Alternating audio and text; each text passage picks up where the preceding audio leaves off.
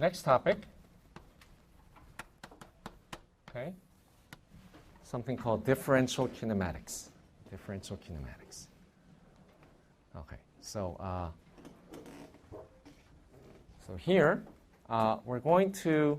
So sometimes the input of a robot, what we can control, is not the position, but sometimes the velocity. Okay. So let's go back to the planar open chain.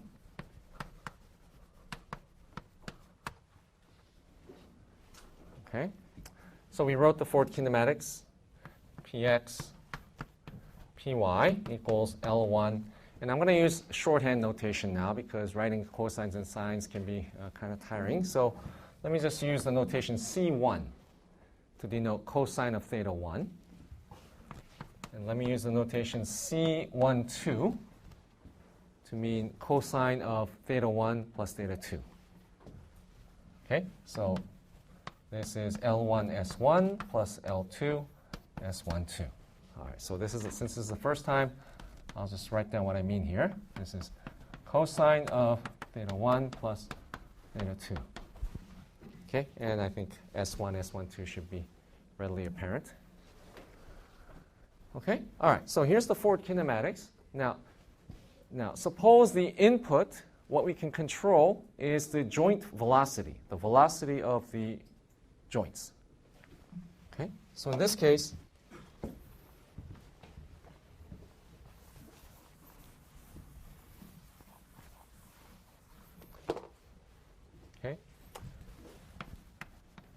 suppose inputs are joint velocities, d theta 1 dt. Okay, let me use the notation theta 1 dot. Okay, and d theta 2 dt, theta 2 dot. Okay. All right, so what are the outputs in this case? Well, we want to think of the hand velocity as the output. Okay? All right, so let's see if we can determine a relationship between the hand velocity and the joint velocity. Okay, so a way to do that is to take derivatives of the forward kinematics. Okay? All right, so we want to take the derivative of px with respect to time. Okay, so let's call this v sub x, okay, velocity in the x direction. Okay, so we want to take the derivative of that earlier equation. So L1 and L2 are constant. Okay, theta 1 and theta 2 can change with time. Okay. So if we take the derivatives, we're going to have minus L1 times theta 1 dot S1 minus L2 theta 2 dot sine 1, 2. Okay? And if we do the same for the y component, p sub y, we get v sub y is L1 theta 1 dot C1 plus L2 theta 2 dot C1, 2. Okay? Okay, so one of the things that I'm going to ask you in this course to be familiar with is using matrices and vectors. Okay, so if you think about it, matrices are a pretty amazing thing. So let's rearrange this equation into vector matrix form. So Vx, Vy is equal to, we're going to now write a 2 by 2 matrix. Oops, this one.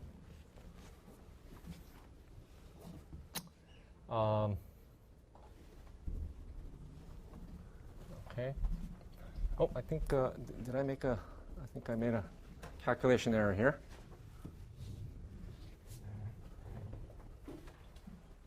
Actually, there's one more term here. Sorry about that.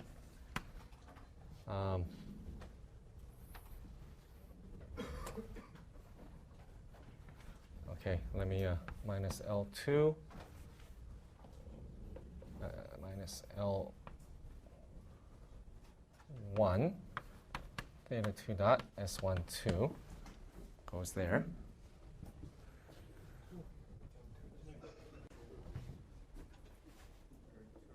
Question? Oh, is this L2? Theta 1 dot, okay. L1, theta 1, is that right? L2, okay. Okay, and down here we also have, I left out a term here. So plus L2, theta 1 dot, C12. Okay? All right, so we have minus L1 S12 plus L1 C12 minus L2 S12 plus L2 C12.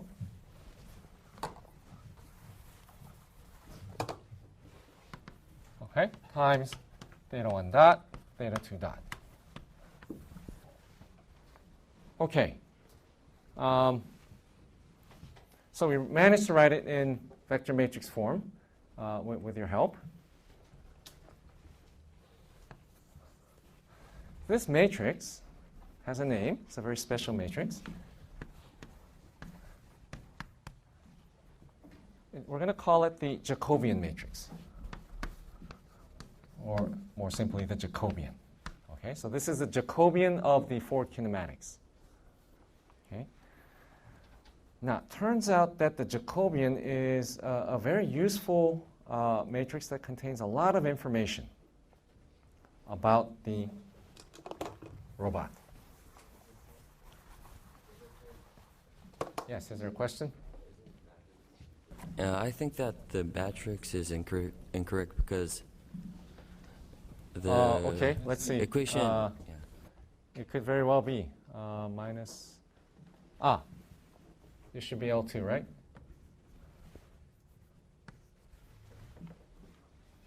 Does that fix things? Okay. Okay, thank you for that correction. I hope this is not a sign of things to come, all these little calculation errors. Okay, so this Jacobian matrix is going to be a very a useful tool for us. Okay. So the Jacobian is going to provide information about a number of things. Provides information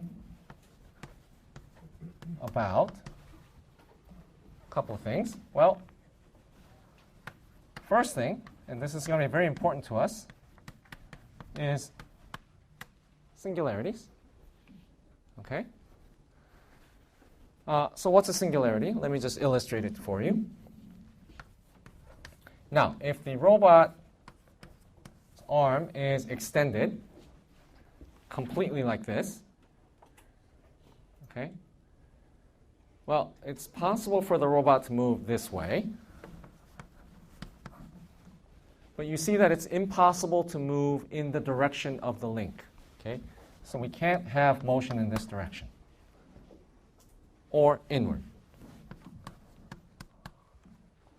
Okay?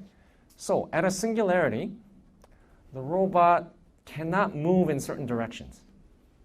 Okay? So it's very important to know where the singularities are. Okay? And the Jacobian tells us where they are. Okay? What we do is we look for configurations, poses where the Jacobian matrix becomes singular. Okay? So here, J theta becomes singular.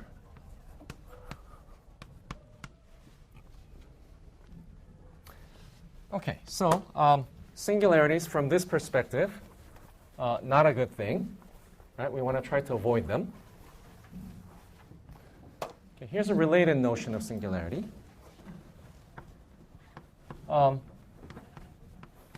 Posture, or let's use the word manipulability.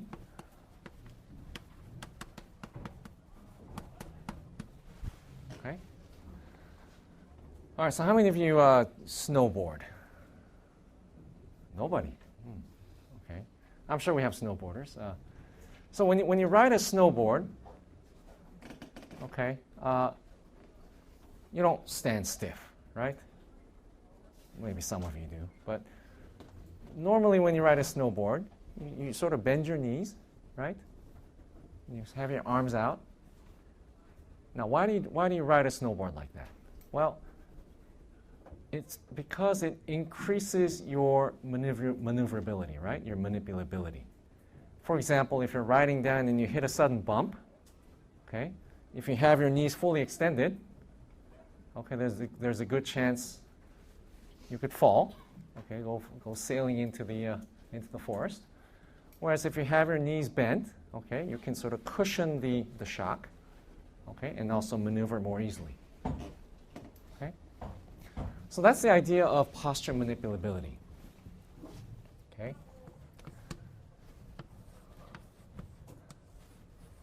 So if I were to represent the directions that a robot can move by an ellipsoid, then if a robot were in this posture, okay, pretty clear that it's very easy for the robot to move in these directions, okay, but not so easy to move in these directions. Okay.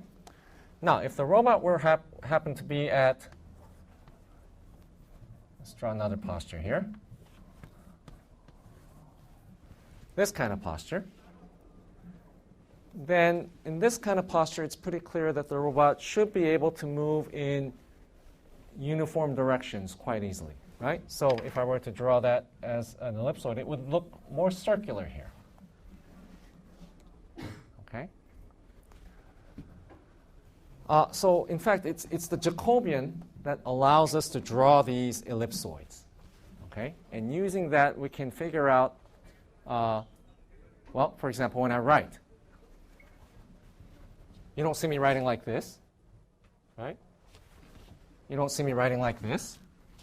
I hold my arm out at a comfortable angle, right? And I do this because I can move the arm easily in all directions. Okay?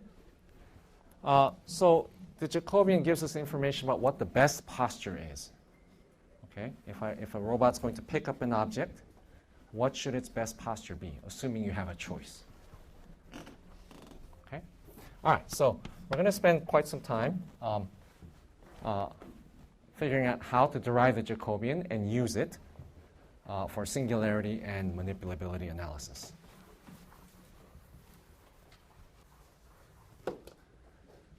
Okay. Now we're nearing the end of sort of the mechanics part of robots, understanding the robot's kinematics. Okay. Next topic we're going to discuss is closed chains. Okay, so I gave you an example of a closed chain earlier. Okay, so remember this.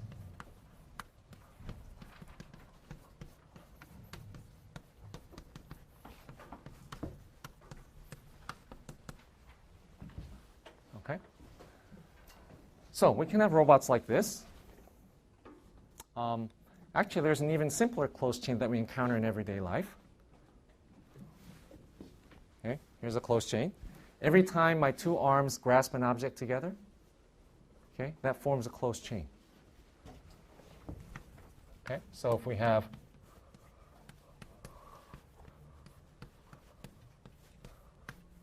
two arms holding a common object, we have a closed chain. Okay. So for closed chains, we need also to do the same sort of things that we did for open chains. We need to understand its forward kinematics, its inverse kinematics, its differential kinematics. Okay, so that's what we'll be doing. We'll be looking at the forward and inverse kinematics of closed chains. Okay, and also singularities. Okay, closed chains also have singularities, and unlike open chains, the singularities of closed chains are quite fascinating. Some strange things can happen at singularities. Okay, so we'll spend some time on that.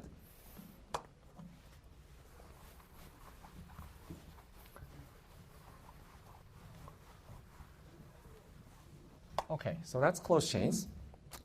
Now we're going to sort of change gears a little bit, and now we're going to talk about planning and control. Okay, so whereas this might correspond to sort of a mechanics, sort of a physics view of the mechanism, the next set of topics are going to be concerned with sort of a higher level sort of planning, control, intelligence issues. Okay, namely, how can we get the robot to behave in the way that we want it to? Okay. All right. So we'll be looking at planning first. Okay. So here's a simple problem. So here's my robot. I want to move my arm from here to here. Okay. This would be an easy task, except now I'm going to make it a little bit more complicated by putting an obstacle right here.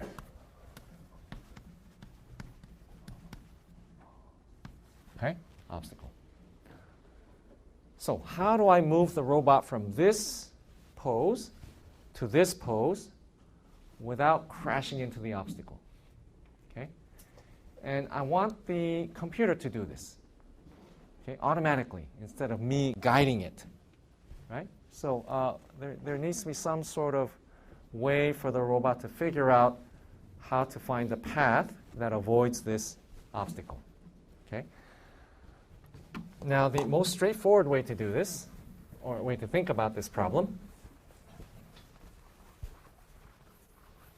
okay, is to use the inverse kinematics. Okay, so we have theta 1, theta 2. Okay, and theta 1 can vary from 0 to 2 pi, as can theta 2. Okay, so we can ask, what are the configurations in this space where collisions can be avoided? Okay, so if we draw the obstacle in this space, it might be something like, I don't know, maybe something like that. Okay? So if we want to move from A to B, okay, A might be over here, B might be over here, okay? And we need to find a path in this space that avoids the obstacle. So some path like that. Okay, so if we follow that path, then this arm could, okay, let me try to do a simulation here. This arm could sort of bend in, right?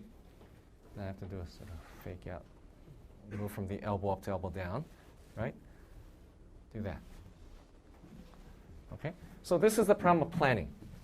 Okay, and we're going to look at algorithms that find this collision-free path.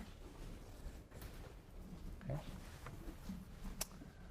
Okay, so last topic, and it looks like we're going to have to discuss the mobility of rigid bodies next time.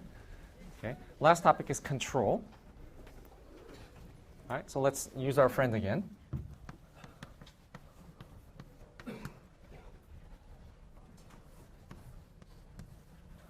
Okay, so here's my two-link planar open chain. I want the tip of the two-link chain to follow this straight line. Okay, start from A, move at a constant speed to B along this line. Okay, It's a very simple task. Okay. All right. So by now, I'm an expert in forward kinematics, inverse kinematics. I know how to solve this problem. Okay. So I use, and suppose the inputs to the robot are velocities. Okay. So I use my Jacobian to determine the necessary velocities. Okay. And I apply it to my robot. And the robot does this. Okay, so this is the actual path. And this white was my desired path. Okay, so what happened? Okay, why is it doing this? Why is it not behaving the way I want it to? And that's the fundamental problem of control. Okay, so the reason there are errors, okay, several reasons.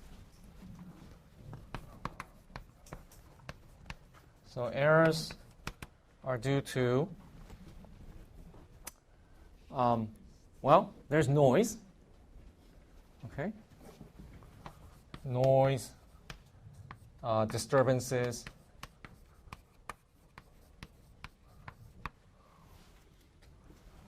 Okay.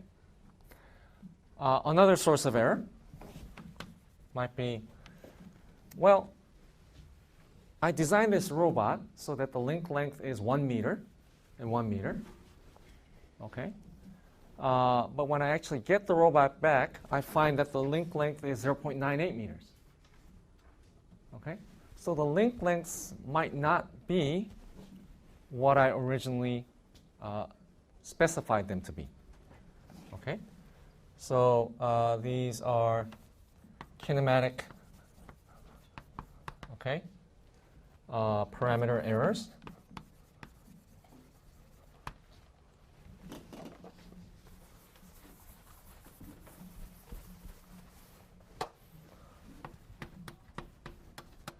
Okay, or other types of modeling errors. Okay, so other modeling errors. Okay, and there might be things like friction. Okay, friction. Maybe the links are bending. They're supposed to be stiff, but they're bending slightly. Okay, so elasticity. There could be something called backlash at the joints, right? The joints might move a little bit like that. Okay, and other types of errors that we don't account for in the model. Okay, so other unmodeled errors. Okay, so there are lots of sources for errors. Okay, so anytime you do this experiment, chances are there's always going to be some error. Okay, so how do we fix that? Well, we fix that using something called feedback control. Okay. Okay, so I know some of you have taken a course in control engineering, control theory, so you might be familiar with the basic notion of feedback. Okay, the idea is to use measurements of the current state, and then use that to compensate for the control, so as to correct the errors. Okay, so we'll see a detailed example. We'll do a detailed analysis of feedback control for robots later. Okay. Okay, so that, in a nutshell, is the coverage of the course. Okay, I know I took about 20 minutes longer than expected. Okay, but as I said, we're focusing on the sort of the fundamentals. Okay, the fundamental tools that we can use now, 10 years, 20 years later, even when the robots have changed dramatically in terms of design, technology, etc. Okay, any questions or comments before we close the first lecture? Okay, if not, I'll see you this Wednesday.